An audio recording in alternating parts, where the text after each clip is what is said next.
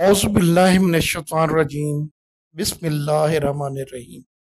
मैं मोहम्मद सलीम अख्तर कुरैशी सज्जादा नशीद दरबार आलिया हज़रत सुल्तान अय्यूब कताल रहमतुल्लाह अलैह आपसे मुखातिब हूँ। हमारा आज का मौजू सूरत मुल्क है।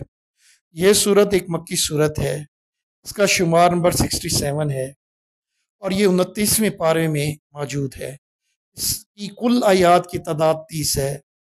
कुल हरूफ की तादाद 330 है और कुल 2 रकू पर मुश्तमिल है। इसके कुल हरूफ 1313 हैं। अब इसके फ़ज़ाइल व ख्वाइस बयान करते हैं।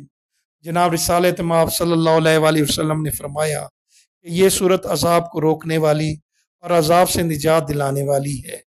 ये अपने पढ़ने वाले को अजाब कब्र से बचाएगी। मज़ीद आप सल्लल्लाहु अलैहि वसल्लम ने फरमाया कि मेरा दिल चाहता है कि ये सूरत हर मोमिन के दिल में हो। क़यामत के रोज़ ये अपने पढ़ने वाले की शफात करेगी और इसकी मग़फ़रत हो जाएगी। नमाज इशा के बाद पढ़ना बहुत अफजल है।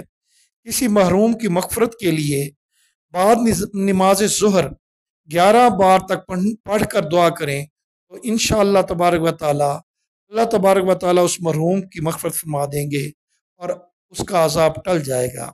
नमाज फ़जर के बाद रोज़ाना पढ़ने से ईमान में सलामती पैदा होती है, ख़ात्मा बिल ईमान होता है।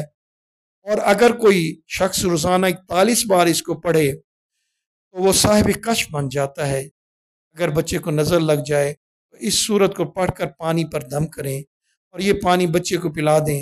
इंशाअल्लाह नज़र बद के असरात ख़त्म हो जाएंगे। आपसे गुजारिश है कि इस चैनल को सब्सक्राइब करें और बेल आइकॉन को प्रेस करना ना भूलें।